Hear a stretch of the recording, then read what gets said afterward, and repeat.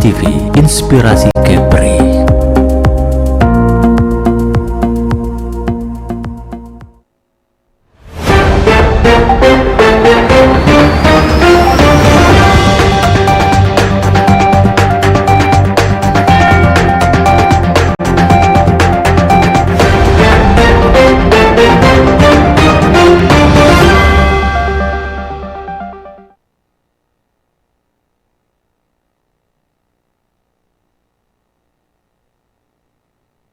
Tantangan tersendiri bagi pemerintah untuk melakukan pemerataan kesehatan.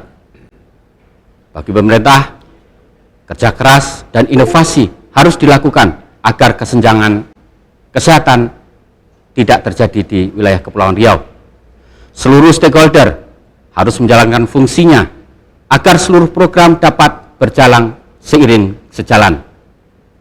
Dengan tema peningkatan mutu kesehatan dan pengawasan obat, inilah catatan redaksi.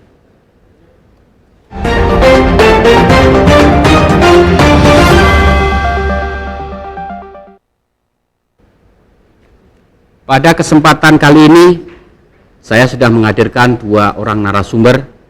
Beliau adalah Bapak Kepala Dinas Kesehatan Provinsi Kepulauan Riau, Bapak Muhammad Bisri. Selamat datang, Bapak. Terima kasih. Kemudian Ibu Teresi Eliana dari BPOM. Selamat datang, Ibu. Ya, terima kasih. Kalau kita berbicara terkait kesehatan di Provinsi Kepulauan Riau ini, sepertinya tidak akan ada ujungnya, Pak. Ya. Karena karakteristik Kepulauan Riau yang terdiri dari ribuan pulau di situ, kemudian jarak tempuh juga sangat jauh. Kira-kira seperti apa, Pak, gambaran kondisi dan program kesehatan Dinas Kesehatan Provinsi Kepulauan Riau yang akan dijalankan, Pak? Ya, baik, terima kasih Pak Menot. Itu memang ada hal yang menarik kalau kita melihat dari Provinsi Kepri ini, bukan dari pandangan saya, ini pandangan dari para pejabat di Kemenkes ya, terkait dengan fenomena Kepulauan Riau ini. Kepri ini kan tadi sudah disampaikan secara geografis, kondisi wilayah, penduduk itu berat kondisinya, karena wilayahnya semua harus dipisahkan dengan laut, transportasi aja udah susah ya. Sangat beda kita melakukan pembangunan dalam satu daratan dengan berbagai macam pulau itu, tantangannya sangat berbeda. Tapi faktanya adalah Kepri ini termasuk provinsi yang kinerja pembangunan kesehatannya itu terbaik secara nasional dari semua sisi ya. Yang terbaru kan kita baru dapat penghargaan sebagai provinsi dengan kinerja terbaik penanganan pandemi COVID ya. Vaksinasi, kemudian yang lain-lain terkait dengan program-program imunisasi, capaian program penanganan stunting, kita ini termasuk terbaik. Kemudian dari indeks pembangunan manusia kan ukurannya tingkat literasi, kemudian angka harapan hidup, angka kematian ibu, angka kematian anak, itu Kepri terbaik nomor 4 secara nasional. Nah ini kan artinya dengan melihat kondisi fakta wilayahnya yang berat tadi, kita nggak ketinggalan. Cuma kita ini di Kepri udah terbiasa dengan standar tinggi ya. Iya. Standar tinggi, kenapa? Karena kita berada di perbatasan dengan Singapura, Malaysia. Jadi kita harus mengukur benchmark kita itu dengan dua negara ini, ya, dengan dua negara ini. Nah ini mau tidak mau memacu kita di para pemimpin di Kepri, ya kami staf-staf di bagian teknis ini untuk selalu bercerminnya ke sana.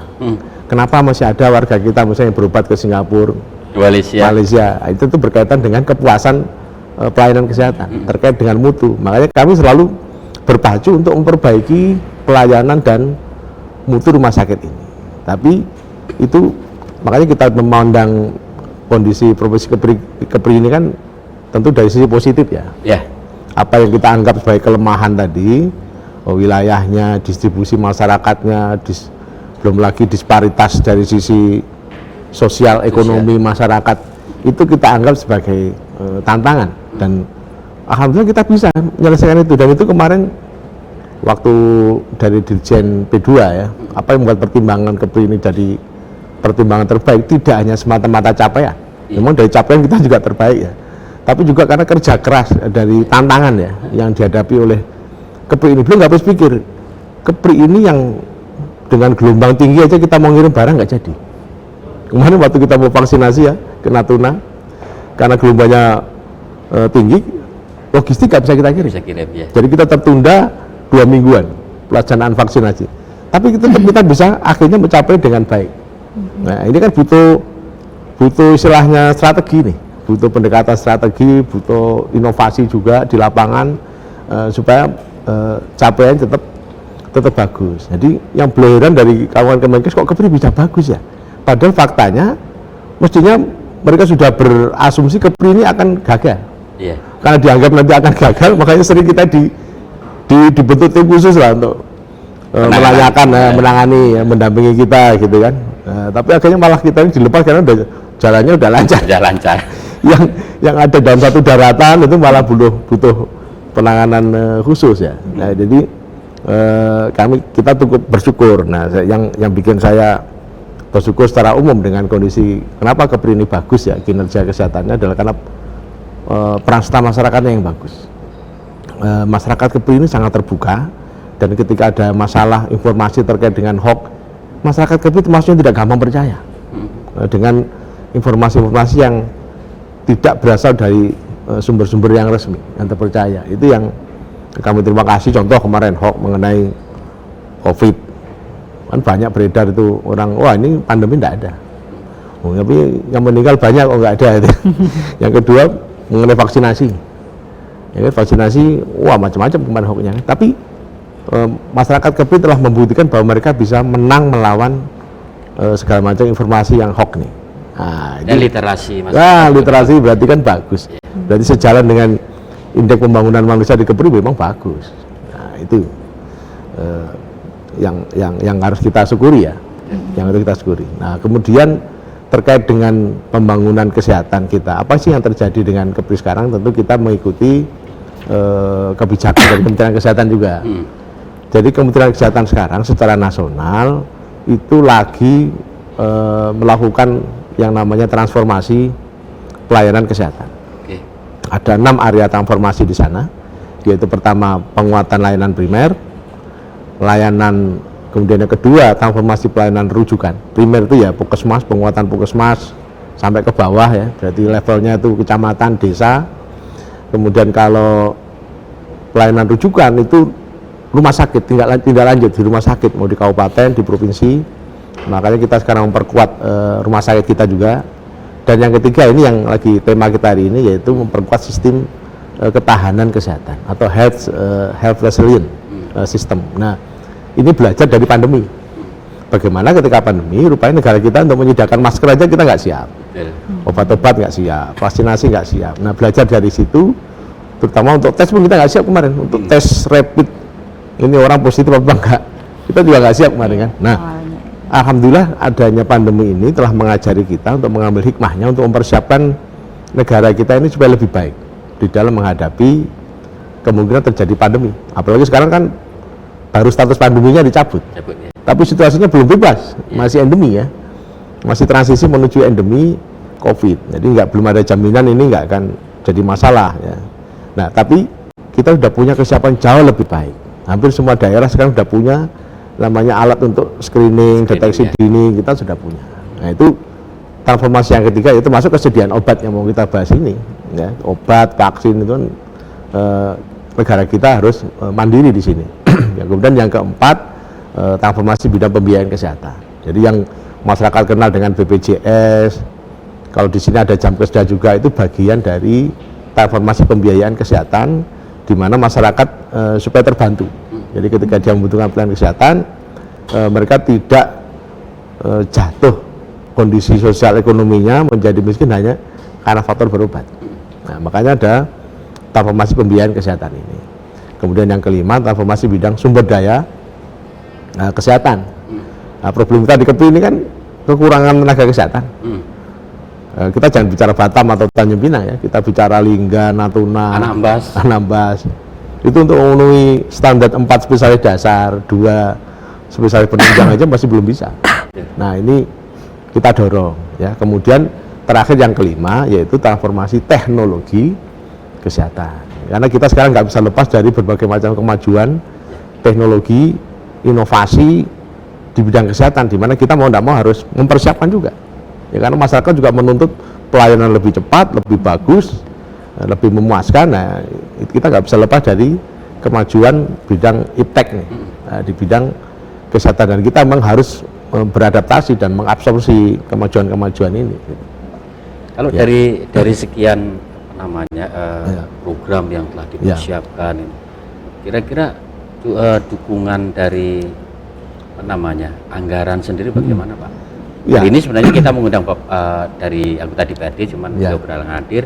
Mungkin Bapak di sini bisa memberikan klarifikasi gitu. Ya, ini memang juga lagi hangat. Minggu kemarin saya diundang jadi penanggap diskusi ilmiah nasional ya, terkait dengan mandatory spend, jadi kewajiban pembiayaan sektor kesehatan. Itu kan kalau dalam undang-undang kesehatan kan untuk APBD diwajibkan 10% minimal di luar operasional, di luar gaji rutin dan lain-lain itu 10%. Nah, kita mensosialisasi udah lama itu. Dari asalnya anggaran kesehatan itu cuma 2,5%, 3,5%, terus naik ya. Nah, tahun kemarin tembus udah di atas 10%. Sebelumnya kan di bawah 10%. Jadi, tapi masih termasuk gaji dan operasional, termasuk iuran PBI BPJS. Padahal mestinya minimal 10% itu di luar operasional, gaji, kemudian juga di luar pembayaran iuran PBI. Nah, akhirnya apa? Buktinya apa? Kita masih kekurangan anggaran untuk penanganan yang sifatnya kesehatan publik, kesehatan masyarakat. Nah, sehingga anggaran kita masih kesedot ke upaya-upaya kesehatan perorangan. Perorangan itu ya private ya, kesehatan private perorangan yang biasanya untuk orang-orang yang membutuhkan rumah sakit itu kesehatan pribadi. Tapi kalau gimana supaya orang nggak sakit, penanganan demam berdarah, malaria itu kesehatan publik, ya, imunisasi ya itu kesehatan publik. Nah, kita masih belum seimbang di sana. Nah, makanya di dalam RUU kesehatan yang baru nih, yang Omnibus Law bidang kesehatan ini, kemarin dalam diskusi itu adalah kita ingin memastikan bahwa mandatory spend bidang kesehatan ini tetap ada. Sebagaimana di pendidikan ada 20%, nah di kesehatan minimal 10% ini kita juga ingin itu dipatuhi ya, karena kemarin ada ceramah dari Profesor Eko Prasojo, ya kan? Coba pernah nggak? Coba jawab pertanyaan saya ini. Kira-kira kalau Dinas Kesehatan sama Diknas itu dihapus, bisa membayangkan nggak pelayanan publik seperti apa? Itu sebenarnya beliau memancing keberadaan Anda di sektor itu penting apa enggak? Nah, kan kalau misalnya tidak ada masalah berarti nggak penting. Itu ya. Nah, makanya kita ini harus fokus di menyelesaikan urusan, dan anggaran adalah bagian dari upaya kita untuk menyelesaikan urusan tadi, pelayanan publik. Nah, jadi kalau apakah itu cukup? Ya itu kan sama dengan pertanyaan apakah derajat kesehatan masyarakat kita ini sudah bagus. Namanya derajat kesehatan itu kan suatu yang imajiner ya. Jadi wah sekarang udah bagus, di mana ukurannya? Namanya derajat kesehatan itu kan kalau setahu saya itu upaya yang terus menerus continuous, tanpa berhenti, nggak ada ujungnya. Nggak ada ujungnya. Amerika itu masih dihadapkan dengan masalah itu ya. Di Singapura juga sama, masih dihadapkan masalah demam berdarah, kadang masih muncul juga di Singapura itu ya. Nah, makanya anggaran kita tentu harus menyesuaikan kondisi ya, kemampuan daerah, juga tuntutan masyarakat nih, tantangan yang ada di eksternal kita ini seperti apa. Nah, masuk penelitian harus masih dilakukan juga, Pak ya? Ya, penelitian itu juga harus masuk. Contohnya gini, di Kepri ini stuntingnya sekarang kan 15,4%. Semalam saya ditanya Pak Gubernur, bisa tahun 2024 kita mencapai target 14%? Saya menyatakan yakin bisa. Ya kan, anggaran yang gitu cukup. Saya bilang cukup Pak.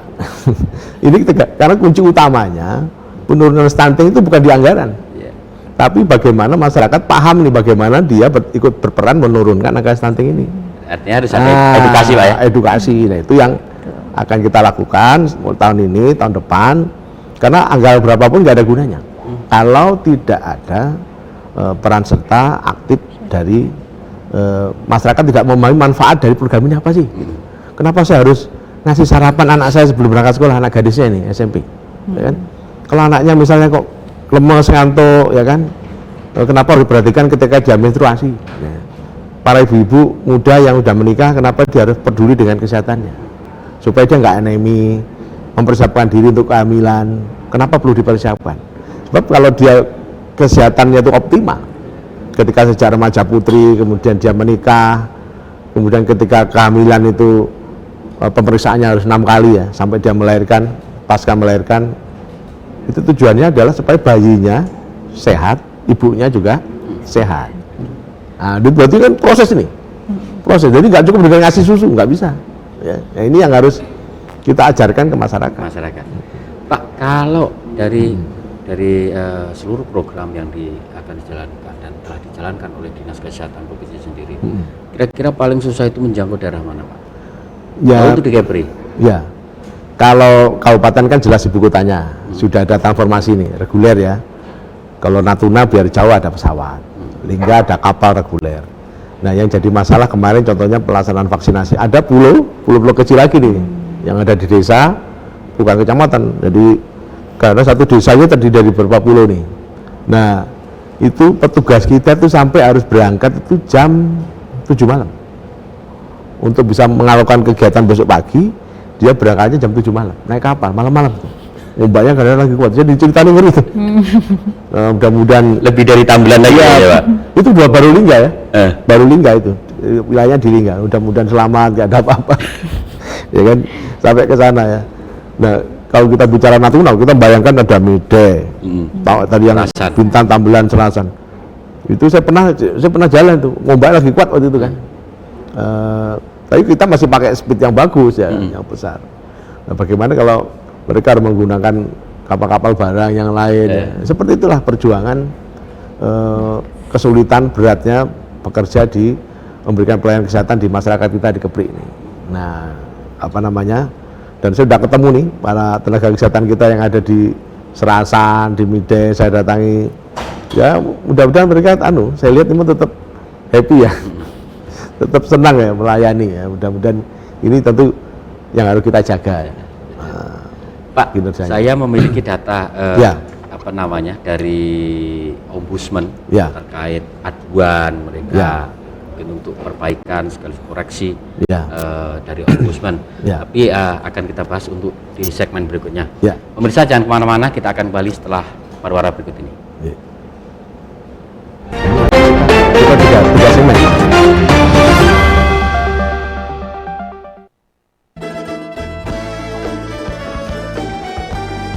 Kita manfaatkan kekayaan alam Indonesia untuk kesehatan keluarga. Kita lestarikan, kembangkan, dan manfaatkan tanaman yang dapat kita jadikan sebagai obat keluarga. Asuhan mandiri merupakan upaya untuk memelihara dan meningkatkan kesehatan, serta mencegah dan mengatasi gangguan kesehatan ringan secara mandiri, baik secara individu, kelompok, dan masyarakat. Melakukan asuhan mandiri merupakan upaya mengubah paradigma pengobatan kuratif menjadi promotif dan preventif yang bermanfaat untuk efisiensi dan efektivitas bagi keluarga dalam menjaga kesehatan diri sendiri dan keluarga.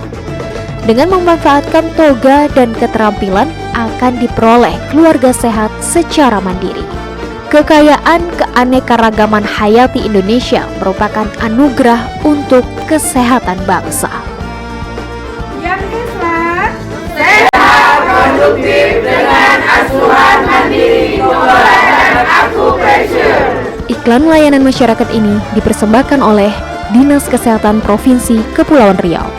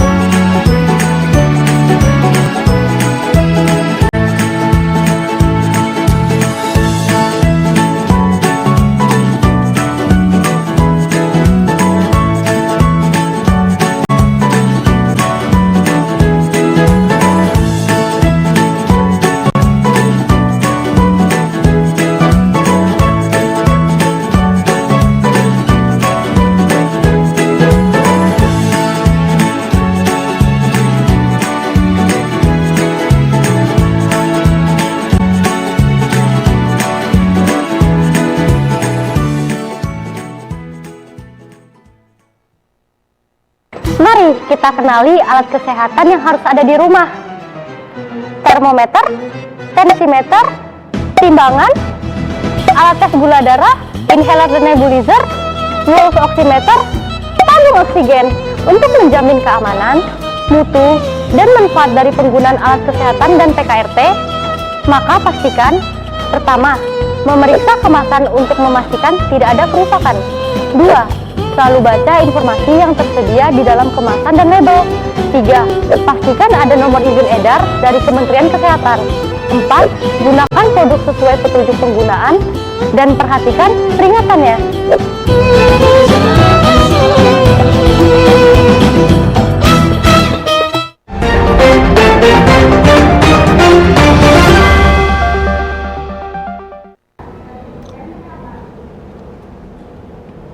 Ya, terima kasih pemirsa, masih bersama catatan redaksi pada hari ini.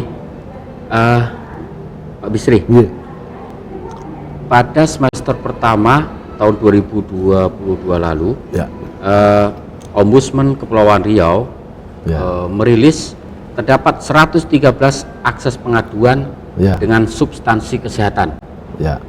Dari jumlah tersebut, ternyata rumah sakit pemerintah itu diadukan sebanyak 46%, kemudian puskesmas 23%, rumah sakit swasta 10%, klinik 6%, dan dinas kesehatan sendiri 15%. Artinya dari beberapa aduan ini mayoritas adalah terkait pelayanan kesehatan. Salah satunya adalah ketersediaan obat. Mungkin Bapak bisa menanggapi terkait laporan itu agar kemudian ke depan dalam pelayanan kesehatan itu bisa dapat maksimal, Pak. Baik, terima kasih. Memang apapun yang aduan itu kan masukan dari masyarakat ya untuk perbaikan pelayanan. Saya sendiri secara pribadi juga sering dapat aduan langsung ya. Malah sekarang ini kadang-kadang ada melalui Instagram itu malah Pak ini ada masalah langsung nyebut nama saya di situ kan, sebelum hubungi nomornya. Nah, kadang-kadang Pak lagi santai duduk ketemu beberapa orang, dia nggak tahu kalau saya kepala dinas kesehatan ya, wah cerita. Ya saya dengarkan semua cerita itu ya. Nah, kalau bagi saya yang penting adalah informasinya, ya, masukannya, gitu ya. Ya kemudian kita kasih arahan ya. Beberapa masukan itu ada yang memang ketidaktahuan juga ada, tidak memahami masalah ya kan. Tapi juga banyak juga masukan-masukan yang konstruktif ya, itu sebagai masukan bagi kita ya. Makanya untuk itu kami ucapkan terima kasih dan selalu langsung saya tindak lanjuti ke rumah sakit. Misalnya ke dinas kesehatan ya. Di satu dinas kesehatan di kabupaten itu ketika ada kok nilainya dari ombudsman nggak bagus, itu langsung saya telepon, ini masalahnya apa? Oh rupanya masalahnya pas ada penilaian itu rupanya pas ketika jam 3 atau setengah 4 itu bagian pelayanan apa di dinas kesehatan itu sudah nggak ada. Nah itu langsung nilainya itu kan. Nah ini juga tetap sebagai masukan ya. Kemudian kalau rumah sakit misalnya ada pelayanannya itu mungkin tutupnya terlalu cepat atau respon dari para petugasnya itu dianggap kurang responsif, kurang cepat. Nah ini semua bagian daripada masukan untuk kita memperbaiki pelayanan, dan ini memang PR ya, menjadi PR dan kerja kita hari ke hari ini. Jadi saya pribadi kan selaku Dewan Pengawas ya di rumah sakit pemerintah maupun di swasta pun saya juga adalah kontribusi untuk mengawasi. Jadi di Persi dan lainnya tentu kami ingin rumah sakit ini terus berpacu meningkatkan mutu pelayanan sesuai dengan standar profesi, standar kompetensi, standar SOP yang telah dibuat ya kan. Sekarang semua pelayanan kan harus ada terakreditasi. Ya ini harus dilayani. Nah kemudian terkait dengan obat misalnya itu penanganan obat itu kan masuk dalam sistem pembiayaan kesehatan nasional. Ada BPJS di sana, kemudian ada Kementerian Kesehatan yang menyusun formularium lah obat-obat yang masuk dalam paket-paket pembiayaan di BPJS. Nah, kadang-kadang beberapa tindakan itu obat-obatnya tidak masuk dalam formularium itu. Nah, Yang diresepkan gitu ya? Ya, resepkan. Padahal masyarakat akhirnya harus, kan mestinya itu obat termasuk dalam pembiayaan. Ya. Jadi masyarakat tidak perlu beli obat, dan memang kita tekankan jangan sampai masyarakat ini membeli obat. Nah, cuma kadang-kadang dalam status tertentu itu obat, nah mungkin karena dokter menganggap ini obat ini udah nggak bisa nih, harus menggunakan obat yang generasi lebih modern ya, lebih level lebih yang kedua atau ketiga lah, biasanya lebih terakhir ya, lebih paten. Nah, kadang-kadang di sini nggak tersedia. Oh gitu. Mungkin ada yang harus mengambil obatnya di Singapura misalnya, atau di Jakarta. Dan memang ini tentu situasi yang tidak nyaman bagi masyarakat. Ya. Nah, ini juga bagian yang harus kita pecahkan terkait dengan penyediaan obat ini. Nah, makanya kita sekarang lagi kita bangun, kita kuatkan instalasi farmasi di Dinas Kesehatan. Nah, kita upayakan nanti menjadi UPT tersendiri, sehingga dalam hal perencanaan kebutuhan obat dan lain-lain itu mudah-mudahan lebih bisa responsif ya, karena dia akan lebih, kewenangannya, posisinya akan lebih baik. Kedudukan di mana Pak nanti Pak? Nanti di Dompak ya, di Dompak. Tanjung Pinang, di Tanjung Pinang. Nah, ini tentu pembinaan ke kabupaten kota juga akan menjadi lebih baik. Tentu nanti bersama Badan POM ya, bersama Badan POM. Memang Badan POM ini kan dalam pengawasan. Ya. Kalau kita di Dinas Kesehatan ini menjalankan kebijakan Kementerian Kesehatan untuk menjamin ketersediaan obat. Nah, ini kita akan ikuti, kita akan coba jalankan sesuai dengan kondisi permasalahan kesehatan di sini. Tentu kan pola-pola penyakit di wilayah kita tentu beda dengan daerah di daratan, karena kita ini lautan misalnya kan. Nah, ini para praktisi kesehatan kita ini memang harus saling berkolaborasi di pelayanan, harus menginformasikan ke bagian perencanaannya, ke bagian, sehingga pengadaan obat itu tepat sesuai dengan kebutuhan, jadi efisien, efektif. Nah, ini yang sistemnya ini lagi kita tata nih, tata kelola. Jadi dalam rumah sakit, Dinas Kesehatan itu sekarang lagi mutu itu, bagaimana mutu pelayanan adalah meningkatkan tata kelola,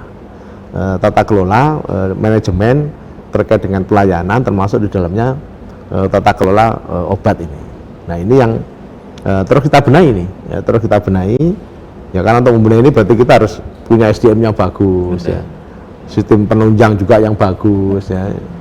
Prasarana. Ya, terkait juga dengan para suppliernya nih. Kalau suppliernya nggak ada, Pak, itu pernah kita kan sudah kita anggarkan, kita mau beli obat ini, rupanya pabriknya nggak produksi. Atau masih nunggu? Kenapa nggak produksi? Ini Pak, tidak menutup biaya operasionalnya. Nah, kita kan wah, terpaksa harus nunggu, atau line produksinya lagi stop. Lagi stop ini line produksinya. Nah, hal-hal seperti inilah itu masalah di negara kita ini kan. Masyarakat kan tidak paham nih ya. Betul. Bahwa Kementerian Kesehatan itu cuma menetapkan harga ini, obatnya harga sekian. Nah, tapi rupanya kemudian di tingkat lapangan produksi rupanya tidak mengejar produksi. Nah, Pak, kalau untuk wilayah kabupaten dan kota yang paling sering Bapak mendapat aduan terkait obat ini, wilayah yang selalu minta bantuan obat ini Lingga, kan, Anambas, Pak kan butuh obat nih, dan saya langsung perintahkan, saya nggak pernah menunda hari itu. Jadi saya paling minta resmi suratnya, langsung saya deliver ke kawan-kawan instalasi. Coba ini obatnya, ini permintaannya, misalnya dia minta 20 item, mungkin kita baru punya di situ 11 item, ya itu langsung dikirim. Nah, kekurangan-kekurangannya akan jadi catatan kita kan, di catatan kita untuk segera kita mengadakan. Oh, berarti polanya penyakit di sana, di Anambas, Lingga, atau secara umum lah di Kepri ini obat-obat apa aja sih yang kita butuhkan. Makanya ada nggak Pak memberikan second opinion gitu ya, kalau misalkan pakai obat A tidak cocok, terus ini urgent pakai ada. Nah, itu yang sering akhirnya menimbulkan protes masyarakat.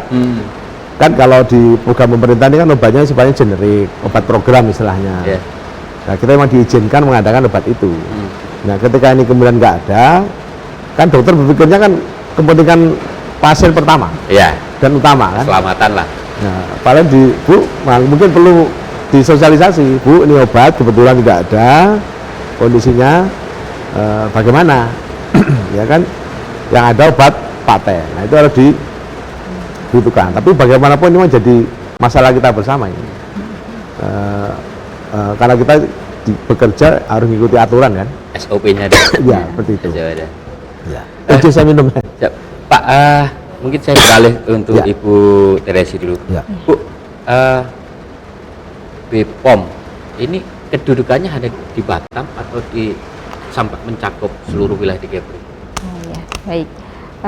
Untuk BPOM sendiri itu kalau instansi pusatnya kan badan ya, namanya Badan Pengawas Obat dan Makanan, itu kedudukannya di Ibu Kota Negara.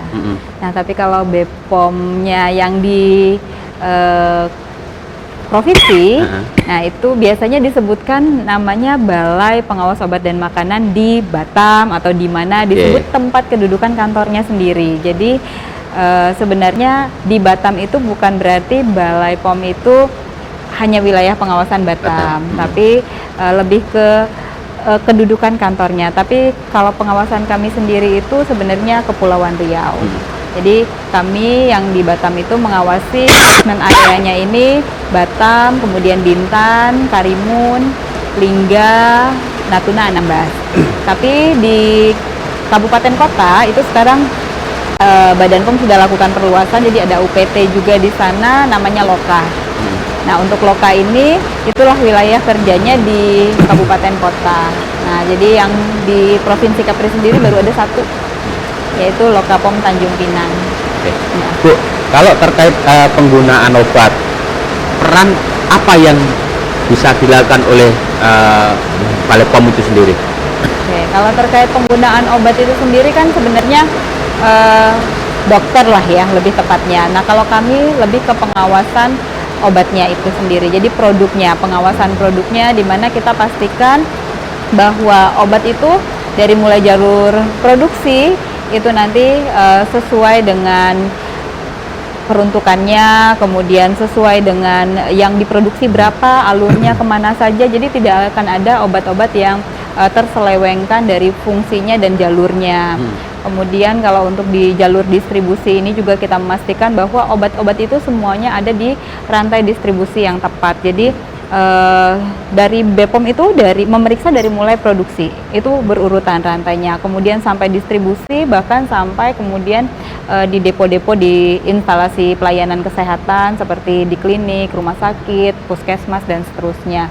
Jadi kita memastikan semuanya terdistribusi sesuai dengan berapa yang diproduksi, nah segitu juga harus terdistribusi. Kemudian kalau ada rusak berapa, yang itu berapa, nah itu semua harus dipastikan tujuan untuk apa, jangan sampai ada obat yang keluar dari jalur legal masuk ke jalur yang ilegal, sehingga itu memungkinkan terjadinya penyalahgunaan, kemudian memungkinkan terjadinya penjualan yang tidak tepat ya, apalagi untuk golongan-golongan obat tertentu seperti obat keras, obat narkotik, psikotropik, prekursor itu sangat-sangat berisiko sekali kalau seandainya masuk ke jalur yang ilegal seperti itu. Kalau saya belum memahami bagaimana pengawasan yang dilakukan oleh POM sendiri, BPOM sendiri di 7 kabupaten kota terkait baik penggunaan agar tidak keluar dari transformasi tadi. Seperti apa Bu gambarannya Bu? Oke, kalau untuk penggunaan obat itu sendiri pengawasannya ya, sebenarnya BPOM itu melakukan 2 tipe pengawasan. Ada pengawasan pre-market dan pengawasan post-market. Nah, untuk pengawasan pre-market ini kita melakukan pengawasan sebelum produk obat itu memiliki izin edar. Jadi waktu obat itu ingin didaftarkan, kemudian nantinya akan dijual ke masyarakat, jadi kita lakukan pengawasan pre-market. Nah, untuk tahapan pengawasan pre-market biasanya dilakukan di sarana produksinya. Yang pertama ya, memastikan bahwa sarana produksinya itu sudah memenuhi syarat untuk berproduksi, layak untuk memproduksi, dan semua SOP-nya nanti pasti akan dijalankan dengan tepat. Nah, kemudian cara produksinya juga menghasilkan obat yang sesuai dengan cara produksi obat yang baik. Nah, setelah itu obat ini baru boleh didaftarkan atau diregistrasikan, dapatlah izin edar. Ketika obat ini sudah mendapatkan izin edar, maka obat ini sudah boleh dijual tentunya. Ketika obat sudah dijual, enggak langsung dijual kayak kita misalnya beli kacang, beli kerupuk gitu ya Pak ya. Ada di warung-warung, ada di mana seperti itu. Nah, obat itu harus masuk ke jalur resminya, yaitu melalui pedagang besar farmasi. Nah, untuk pedagang besar farmasi ini kami join sebenarnya sama Dinas Kesehatan ketika dia itu PBF-nya, pedagang besar farmasi itu biasanya kita sebut PBF. Ya, kalau ketika itu PBF-nya PBF pusat, ya nanti dia harus dikeluarkan izinnya nanti dari Dinas Kesehatan seperti itu. Kemudian kalau PBF-nya PBF cabang dari Dinas Kesehatan Provinsi, lalu kalau cabang dari Dinas Kesehatan Kabupaten Kota seperti itu. Pernah ada temuan Bu terkait pelanggaran izin edar dan lain sebagainya tadi Bu?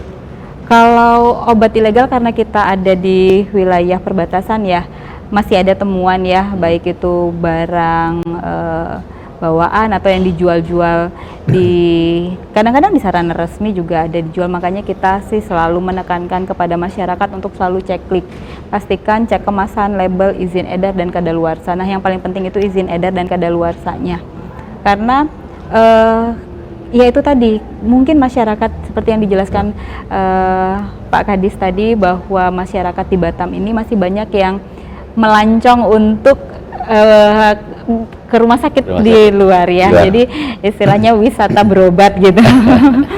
Nah, saya dengar istilah seperti itu. Nah, tapi mereka ketika tidak berobat, mereka cari obat di sini. Karena ada kebutuhan masyarakat seperti itu, sehingga beberapa mungkin menyediakan obat-obat yang dari sana. Sementara itu kan tidak dibenarkan seperti itu ya. Jadi akhirnya ya itulah menjadi obat ilegal. Nah, obat itu boleh kita bawa dari luar negeri ke Indonesia. Kapan? Ketika misalnya saya memang berobat ke luar negeri. Nah, ketika kita memang berobat ke luar negeri, kemudian kita bawa, nah itu pun juga jumlahnya dibatasi sesuai dengan resep dan kebutuhannya yang wajar. Jadi kalau misalnya kita bikin untuk 1 tahun, tidak mungkin ya, walaupun dia penyakit menahun, dia kan harus ada pemeriksaan rutin lagi, harus ada kontrol. Jadi tidak ada untuk sampai bawa sebanyak itu. Seperti itu. Oke, kalau yang pelanggaran tadi apakah melibatkan PBF tadi Bu? Kalau PBF itu obat-obat, enggak sih biasanya. Palsu. Tidak sih. Sejauh ini tidak ada. Kalau untuk sampai ada masuk obat palsu tidak.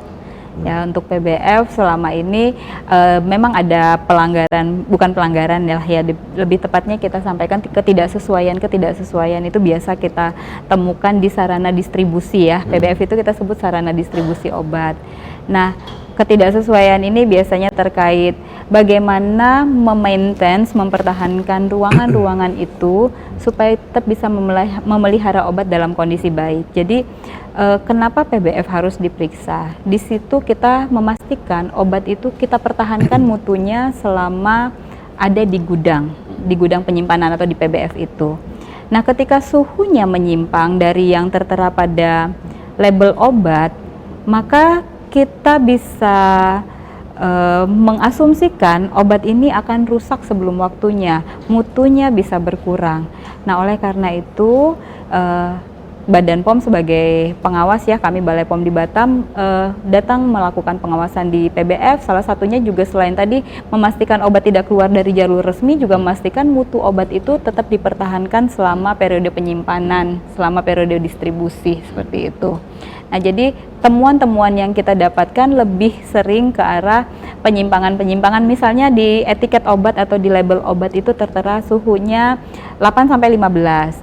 Nah, ruangannya disetting harusnya 8-15. Ternyata misalnya bergeser 16 atau 17. Nah, ini kan ada resiko yang besar, sehingga kadang-kadang pasien katanya nggak sembuh-sembuh nih misalnya, ternyata obatnya sudah rusak gitu dari kondisi semula, jadi tidak efektif lagi. Bisa jadi seperti itu.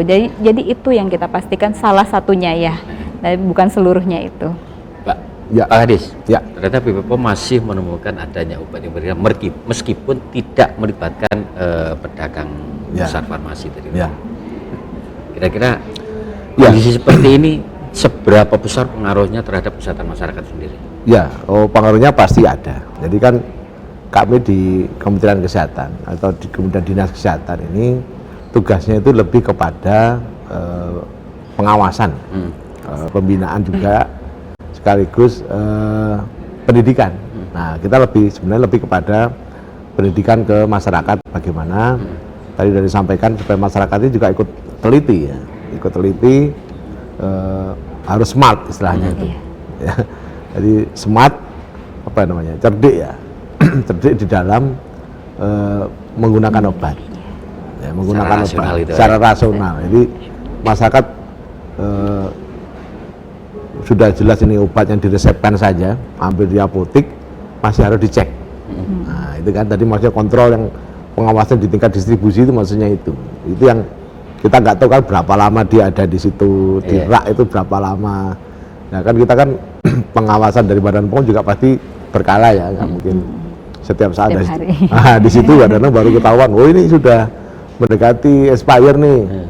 Masyarakat kan sering, ini kok expirednya kurang 2 hari. Nah, itu gimana? Masih diminum atau enggak? Gitu kan. Ya sebenarnya masih boleh diminum, enggak masalah. Karena expired itu kadang-kadang kalau saya bilang Pak ini sebenarnya masih mepet, sebenarnya expired itu sudah diperhitungkan sebenarnya masih aman untuk ya beberapa saat lah. Sebenarnya. Bulanan Pak? Ya, mungkin sebulan atau apalah. Tapi untuk amannya kalau memang nggak pas nggak yakin ya nggak usah.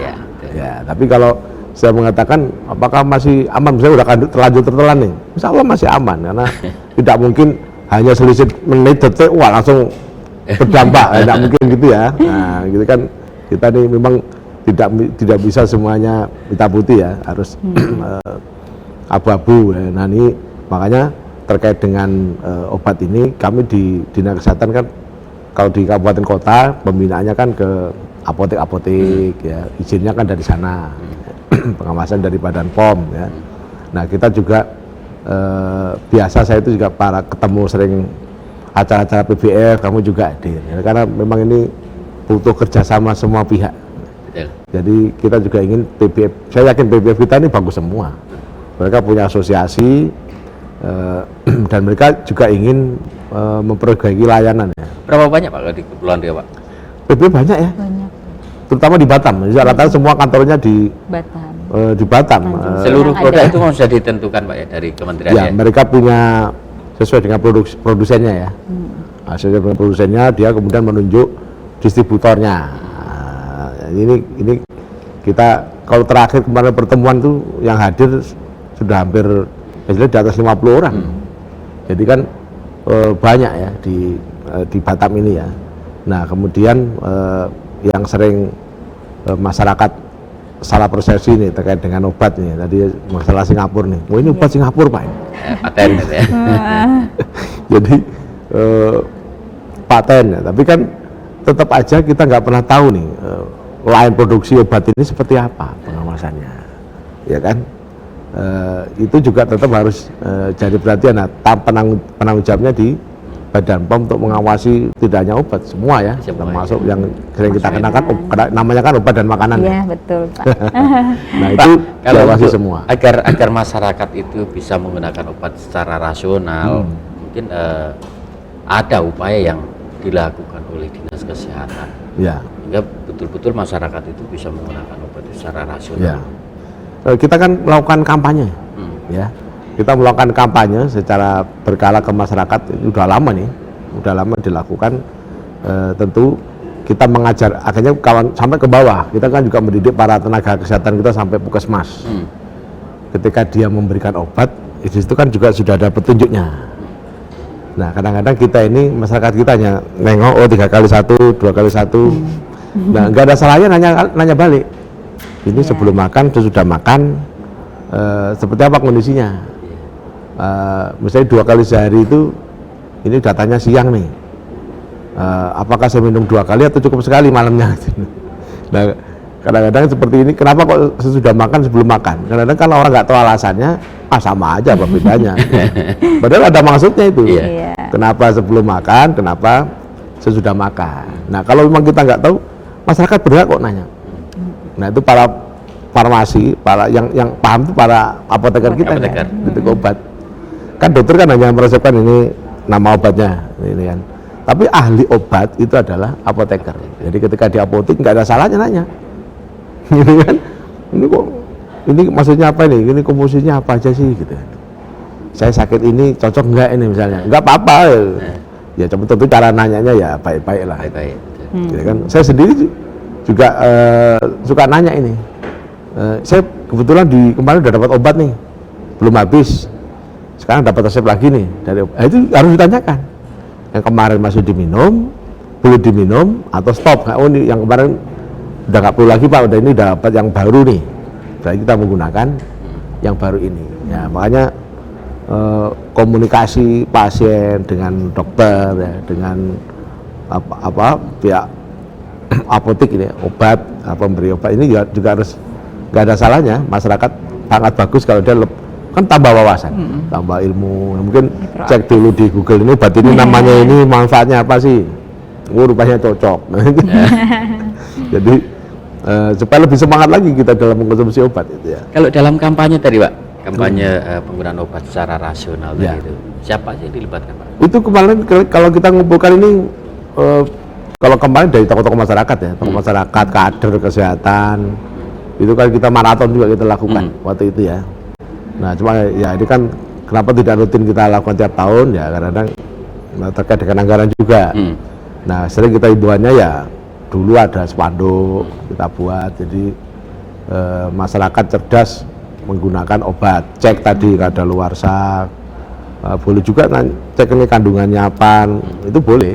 Masyarakat juga paham kenapa kok pusing harus minum paracetamol misalnya, atau obat sakit kepala atau apa. Coba kalau kita nonton film di luar negeri, rata-rata masyarakat di sana itu udah paham nih, kenapa dia harus minum aspirin, kenapa harus minum, karena mereka sudah mengecek. Udah masyarakat juga sudah terinformasi dengan benar tentang obat. Jadi percaya dengan dokter harus, tapi menambah wawasan kita, punya pengetahuan tentang obat itu juga penting kan. Kalau Nah, itu. Bu Teresi, dengan kampanye yang dilakukan oleh Dinas Kesehatan terkait rasional dalam penggunaan obat tadi, kira-kira merasa terbantu nggak BPOM sendiri? Oh iya, pastinya ya, pastinya sangat terbantu sekali karena apalagi belakangan ini kita sangat mengkhawatirkan terutama dalam penggunaan antibiotik ya. Antibiotik ini kita ada dalam fase di mana sudah semakin banyak antibiotik yang menuju resisten atau tidak lagi bisa efektif mengobati. Nah, sementara penemuan-penemuan untuk antibiotik baru ini udah semakin minim. Jadi dikhawatirkan kalau ini terus berlangsung, masyarakat menggunakan antibiotik secara sembarangan, nanti suatu saat benar-benar resistensi dan banyak kematian akibat tidak bisa lagi disembuhkannya suatu penyakit. Nah, kami juga dari BPOM sebenarnya melakukan kampanye ya terkait antimikrobial resisten. Jadi kami mendukung sama-sama ya kami dalam program Gerakan Masyarakat Hidup Sehat tentunya juga mengkampanyekan terkait antimikrobial resisten ini karena resikonya memang diperkirakan akan banyak sekali kematian kalau sempat terjadi resistensi antibiotik. Nah, diperkirakan sekitar tahun 2050 ya. Nah, itu sangat-sangat riskan sekali. Nah, kita waktu Januari yang lalu juga melibatkan para kader. BPOM punya kader, namanya kader keamanan pangan dari, ya mereka juga termasuk kader-kader posyandu biasanya ya yang kami rekrut juga. Jadi punya dua fungsi sebagai kader posyandu juga sebagai kader keamanan pangan. Selain itu juga dari sekolah-sekolah dan tenaga kesehatan pastinya kita juga undang waktu itu kegiatannya. Harapannya yaitu masyarakat benar-benar paham. Cuman saya apresiasi ya untuk di wilayah Batam dan kami memang juga memperketat itu bahwa memang antibiotik itu pada dasarnya tidak boleh diberikan tanpa resep dokter. Tapi banyak sekali apotek-apotek yang masih memberikan khususnya di luar Kepri ya. Nah, tapi saya ini pernah nih kebetulan nih coba beli, mereka tanpa label BPOM ya, maksudnya saya sebagai orang bebas gitu coba beli, kira-kira dikasih nggak gitu.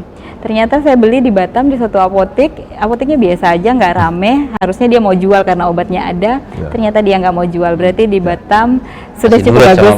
Iya, masih bagus. Sementara saya pernah coba juga di luar Kepri, nah itu dikasih aja gitu dan mudah sekali dapatnya. Saya tinggal bilang sebutkan aja nama antibiotiknya, ya udah dikasih. Tapi harganya mungkin agak mahal sedikit mungkin. Ya. Enggak juga. Masih sama mereka. Sama aja. Iya, sama aja. Ya. Nah, itu dia. Jadi ada ya di sini setidaknya punya kesadaran yang lebih baik. Ya.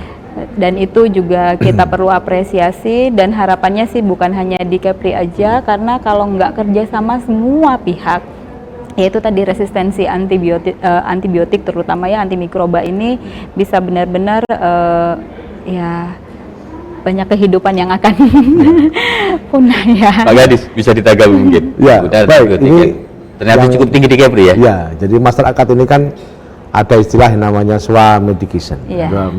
pengobatan Betul. sendiri. Eh, Masyarakat kita cukup pede karena kadang-kadang, oh kemarin datang ke dokter nih, saya dikasih obat ini, Liang sama lagi. habis Gitu. obatnya kan, nah, dia bawa ini Pak, ini kopi resepnya ini, jadi lanjut. Nah, swamedikasi apakah boleh? Boleh, tapi hanya untuk hal-hal yang ringan. Jadi penyakit-penyakit yang sudah biasa, misalnya tiba-tiba kena flu, oh berarti saya butuh paracetamol.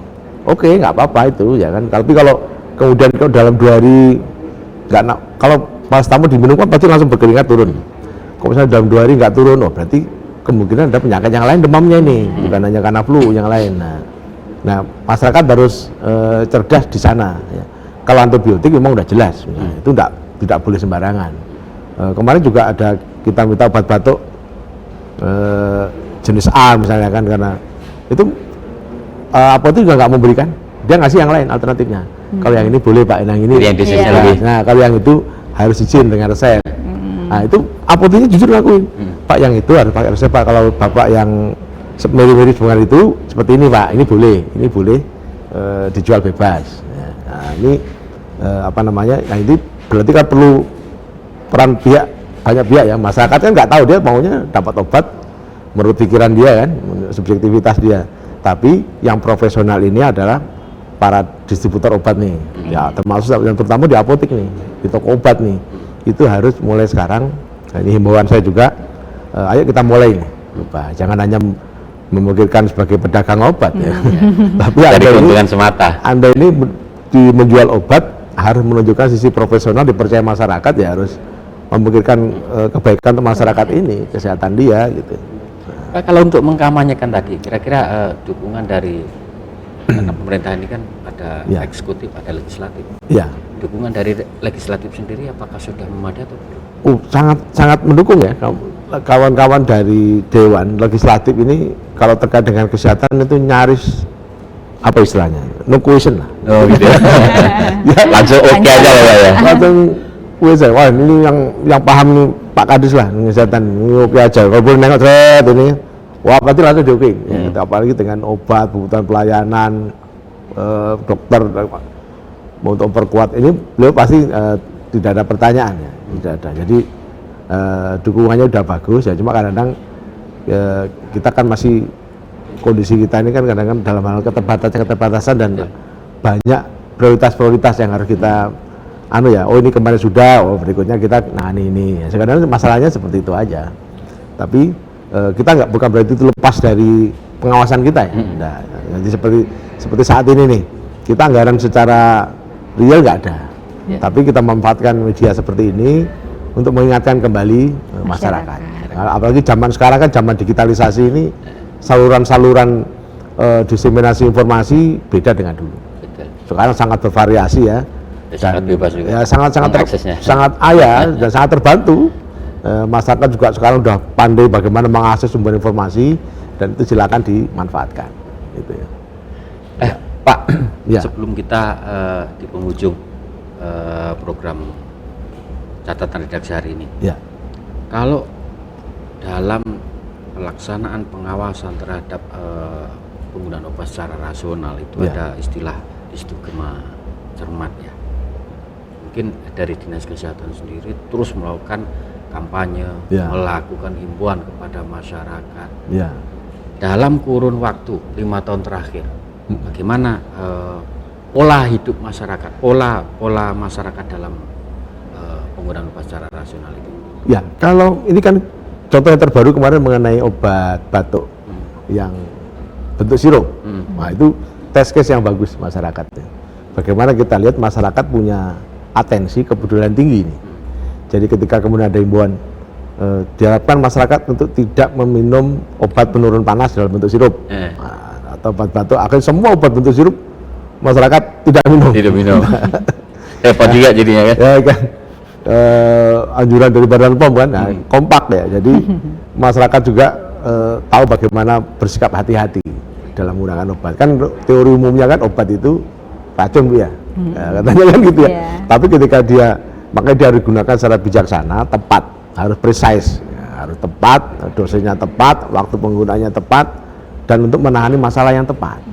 Ya, nah, misalnya saya pusing minum obat kepala Panadol, ya, kan? Pusing, tapi kan pusing macam-macam. Ada memang pusing bener, habis kena paparan panas, ada gangguan pembuluh darah, pusing. Ini bukan pusing karena nggak megang uang misalnya, nggak perlu. Pusing lagi hobi dimarahi bos nih ya, minum Panadol ya kan, itu kan nggak boleh gitu. Panas dingin ya, harus diperiksa inspektorat ternyata kan. Ya, itu. Nah itu contohnya. Tadi yang disampaikan oleh Pak Kadis tadi, Ya. ada tiba-tiba ada himbauan untuk tidak menggunakan sirup segala macam. Ya. Sebenarnya kan sirup itu sendiri kan sudah pernah dicek oleh Ya itu dulu ya, sendiri kasusnya, ya, kasus seperti itu. Apakah kemungkinan ke depan masih bisa terulang lagi, Bu? Akan ada temuan obat ternyata memberikan efek samping yang membahayakan untuk jangka panjang seperti itu. Baik, terkait sirup yang lalu ya, Sempat heboh ya.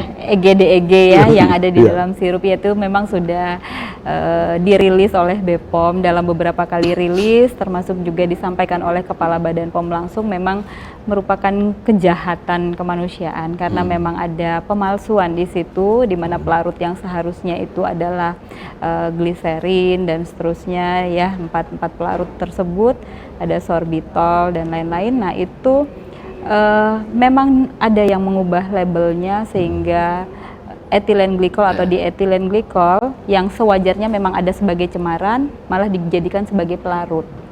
Nah itu dia yang bahaya. Bagaimana agar itu tidak terjadi lagi, Bu? Oke, kalau terkait bagaimana, nah sekarang resiko di obat itu akan selalu ada, apa saja itu, baik terkait cemaran ataupun bahan aktif itu sendiri, makanya selalu penelitian terkait obat itu terus dilakukan. Nah, BPOM sendiri sebenarnya menyediakan platform untuk pelaporan. Nah, namanya monitoring dan evaluasi efek samping obat. Jadi sebenarnya setiap masyarakat yang mengalami keluhan, kendala, gejala tertentu akibat penggunaan obat seharusnya langsung melapor. Nah ini kemarin juga kita agak lambat ya terkait EGDG. Kalau seandainya lebih cepat mungkin tidak terlalu banyak korban. Jadi laporan ini bisa dari masyarakat, bisa dari tenaga kesehatan sebagai yang memberikan obat ya, termasuk dari dokter. Baik, ya. Ini yang perlu ditekankan lagi terkait laporan ini. Karena belum maksimal untuk pelaporannya. Kalau ini lebih maksimal, maka karena kami tetap mengawasi ya, maka tidak sampai akan jatuh banyak korban. Jadi ketika ada sesuatu yang bermasalah dengan suatu jenis obat, itu kan langsung bisa di hold dulu, sama seperti yang kasus yang lalu, di hold dulu, tidak boleh beredar. Tapi kalau kasusnya sudah terlanjur besar seperti itu, holdnya kan jadi banyak. Nah itu yang jadi masalah, akhirnya masyarakat panik, ini saya mau minum apa gitu. Padahal kalau tidak sampai sebesar itu, tadinya masalahnya bisa nggak seheboh itu juga, seperti itu. Baik, terima kasih Pak Kadis. Ya. Ibu, terima kasih. Cukup menarik sekali catatan redaksi kali ini. Untuk di penghujung catatan redaksi ini, saya ingin memberikan waktu 1 menit untuk Bapak dan Ibu untuk menyampaikan closing statement. Silakan. Di awal dari Bapak. Saya dulu ya. Jadi terkait dengan obat itu tadi yang saya bilang smart istilahnya. Jadi masyarakat harus cerdas di dalam menggunakan obat ya, karena obat ini substansi ya, dari luar tubuh. Ketika dia masuk tubuh dia akan bereaksi. Nah ini yang masyarakat harus pahami, kenapa harus cerdas sehingga obat itu akan mencapai tujuannya. Memang untuk pengobatan, medikasi ya, tidak memberikan efek samping. Makanya kenapa masyarakat perlu belajar, mencari sumber informasi atau bertanya kepada ini dokternya ya, atau ahli apotekernya, silakan bertanya, termasuk menumpuk obat misalnya, itu nggak boleh. Ada masyarakat dulu kan itu cadangan obat, jadi suatu waktu saya sakit saya minum, itu nggak perlu. Sekarang karena obat sudah tersedia semua ya, mungkin kecuali yang ringan-ringan saja tadi yang untuk boleh kita melakukan pengobatan sendiri, itu pun nanti harus dikontrol nih. Kalau sudah expirednya hilang ya harus dibuang, jangan waduh sayang ini udah beli nih. Itu ya. Ini istilahnya masyarakat harus smart, harus waspada, harus teliti untuk kesehatan pribadinya, terutama bijaksana dalam mengonsumsi obat. Ya. Silakan Ibu. Ya, baik, terima kasih. Kalau dari kami, dari BPOM tentu ada 3 poin ya yang penting terkait obat ini. Yang pertama, jadilah konsumen cerdas, tadi yang disampaikan oleh Pak Bisri, harus smart, tapi kalau kita punya tagline-nya, lakukan cek klik, yaitu cek kemasan, label, izin edar, dan kedaluarsa. Itu selalu pastikan dalam penggunaan baik obat maupun makanan, obat tradisional juga termasuk, bahkan suplemen kesehatan. Nah, yang tagline kedua, pastikan bahwa apabila ada gejala yang tidak diinginkan, ada masalah dalam penggunaan obat, laporkan sesegera mungkin, jangan sampai dibiarkan berlarut-larut.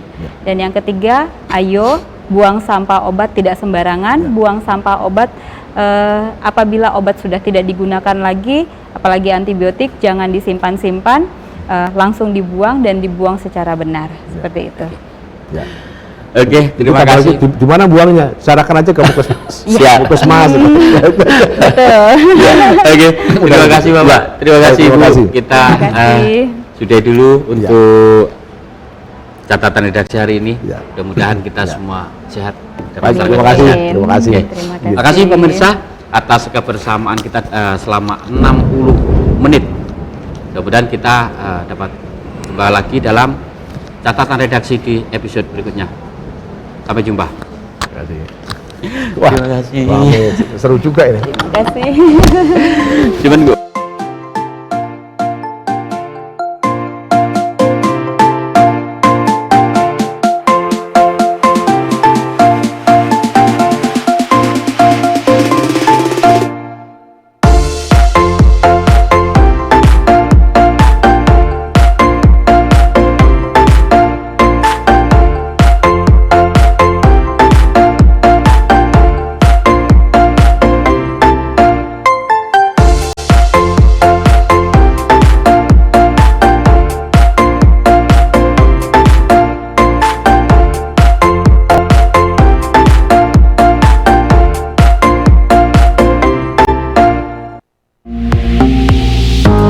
Batam TV, inspirasi Kepri.